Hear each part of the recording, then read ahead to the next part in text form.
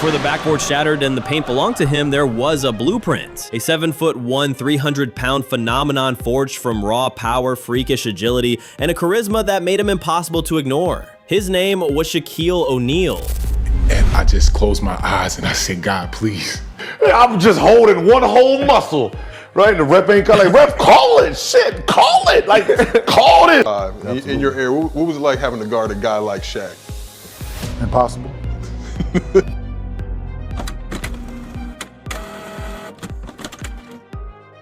And from the moment he stepped onto a court, the game of basketball was never the same. Shaq wasn't just big, he was different. Players his size weren't supposed to run like guards. They weren't supposed to handle the ball like wings or move like athletes half their weight. But Shaq did all of that and more. At LSU, he didn't just dominate college basketball, he bullied it. He outjumped centers, outran forwards, and outworked everyone in the gym. And all the while, he was smiling, talking, entertaining. He was already becoming larger than life.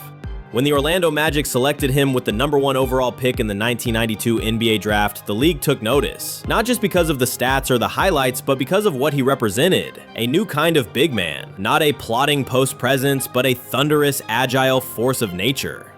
In his rookie season, Shaq averaged over 23 points, 13 rebounds, and nearly 3 blocks per game. He won Rookie of the Year, sold out arenas, and turned a brand new expansion team into a national sensation. Wherever he went, crowds followed because people didn't just want to see Shaq play, they wanted to see what he would do, who he would dunk on, what rim he might destroy next. He was a spectacle. But beneath the showmanship was a freakishly gifted athlete. His footwork was quick, his hands were soft, and his timing was terrifying. And when he attacked the rim, defenders weren't trying to block him, they were just trying to survive.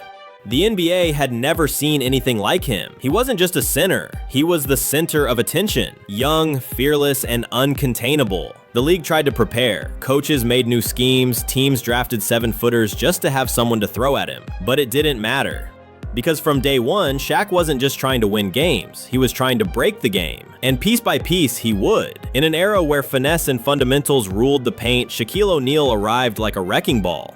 From his first season in Orlando, it was clear Shaq didn't play basketball, he attacked it. Opponents thought they were guarding a center. What they were really facing was a moving wall of muscle with the speed of a guard and the force of a freight train. When Shaq got the ball in the post, it wasn't about if he'd score, it was about how much damage he'd do on the way there. He didn't just dunk, he demolished. He didn't just finish, he finished with vengeance.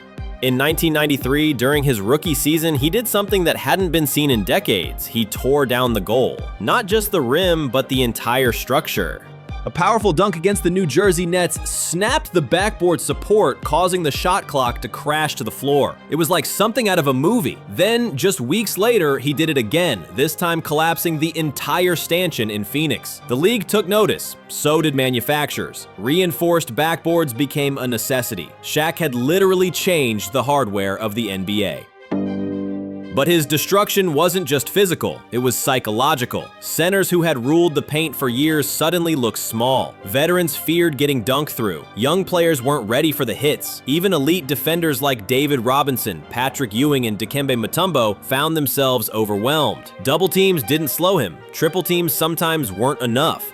Teams began game planning around survival. Strategies weren't about stopping Shaq, they were about minimizing the damage. Fouling him became a tactic. Hack-a-Shaq was born, forcing him to earn it at the free throw line. But even that couldn't erase what he did in the paint. Because no amount of strategy could stop what his body could do.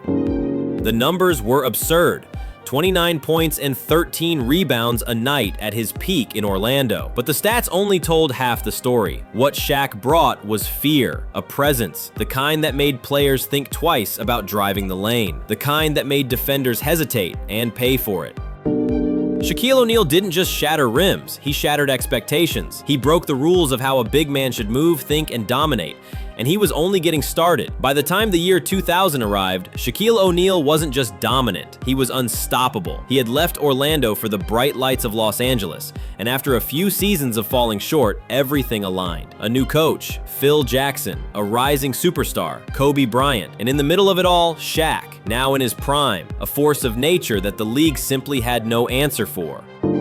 The 1999 to 2000 season wasn't just the best of Shaq's career, it was one of the most dominant seasons in NBA history. He averaged 29.7 points, 13.6 rebounds, and 3 blocks per game. He won the regular season MVP, the All-Star Game MVP, and later the Finals MVP. A clean sweep of individual dominance, but it was the postseason where Shaq's legend reached full form.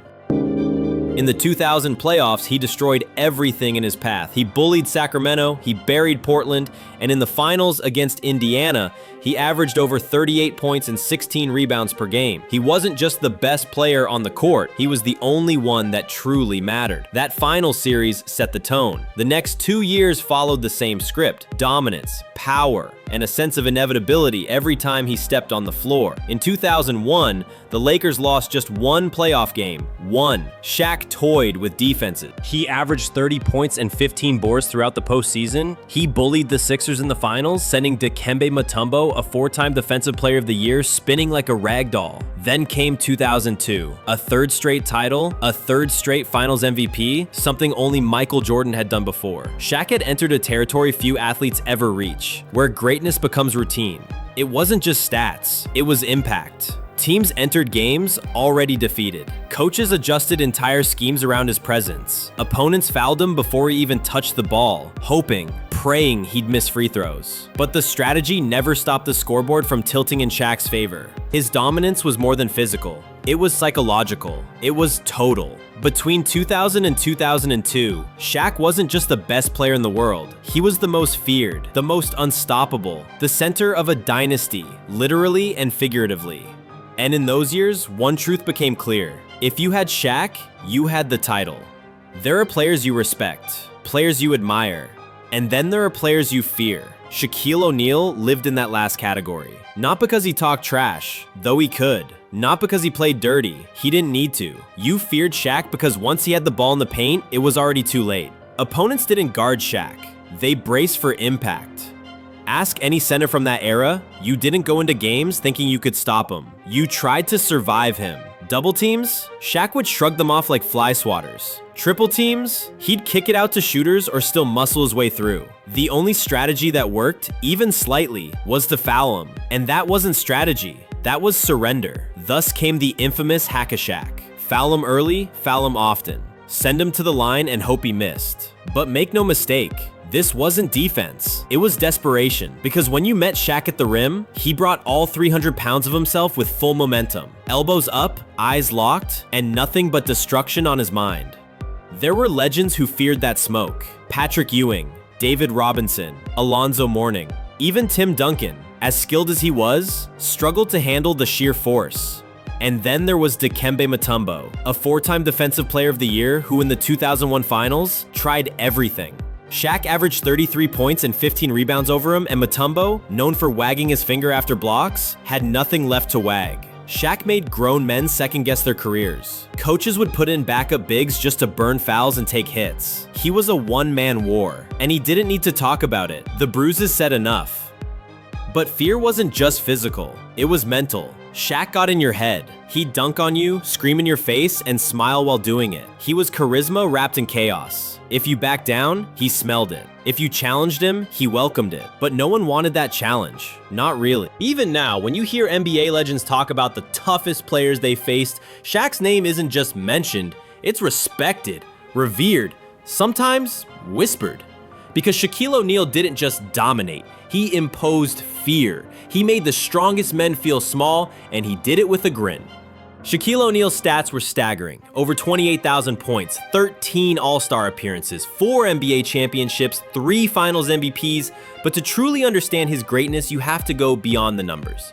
Shaq didn't just fill box scores, he reshaped the game. He forced the league, the rules, the culture, even the very structure of the court to adapt to him. First, there's how teams had to build just to contain him.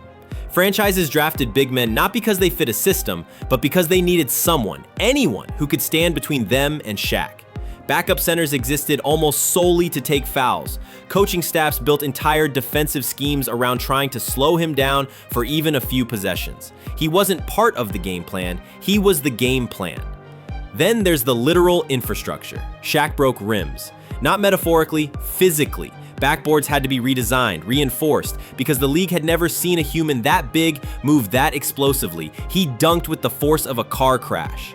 After his rookie season alone, the NBA changed the way stanchions were built. Equipment manufacturers had to start thinking, will this survive Shaq? But his influence went beyond the paint. Shaq made being a big man cool again. In an era slowly shifting toward guard play and perimeter scoring, he reminded the world of the sheer beauty of brute force and inside dominance. Kids didn't just want to shoot threes. They wanted to dunk like Shaq, roar like Shaq, be Shaq. And then there's the cultural side. Off the court, Shaq became something rare, a true crossover superstar.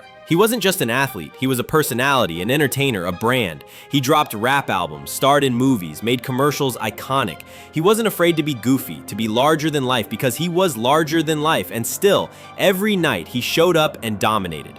He influenced how we talk about dominance, how we define unstoppable, because even now, when a young big man enters the league, the question still echoes. Could he have handled Shaq? Shaquille O'Neal didn't just leave a mark on the game, he left a crater.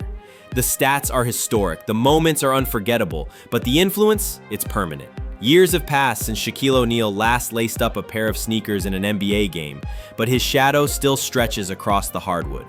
In a league now dominated by stretch fives, three-point barrages, and high-tempo spacing, Shaq feels like a relic. But not because he's outdated, because he's unmatched. Players today are asked to space the floor, switch on pick and rolls, shoot the three. It's a different game. But Shaq didn't play the game, he bent it. In his prime, there was no answer for him, no blueprint for stopping him. You couldn't out-scheme Shaq. You had to survive him. And in the years since, that kind of physical, psychological dominance simply hasn't returned.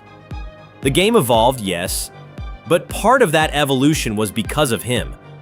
The league had to change. Even now, when a young big enters the league, fans ask the same thing. Could he have handled peak Shaq? The answer usually is no. Because Shaq wasn't just bigger. He was meaner, smarter, hungrier. He knew how to use every inch, every pound, every ounce of intimidation. And then let you know about it with a grin, a flex, or a thunderous dunk that made the crowd erupt. But Shaq's legacy isn't just fear and force, it's championships. He brought humor, humanity, and authenticity to the game in a way few ever have. But above all, his legacy is in the respect. Ask any Hall of Famer, any coach, any fan who watched him live. They won't just talk about his numbers. They'll talk about how he made them feel. How watching Shaq felt like watching something ancient and epic, like a titan in a modern arena. Because that's what he was. Shaquille O'Neal wasn't just the most dominant force of his time. He was the last of his kind. And his legacy? It still hasn't been matched.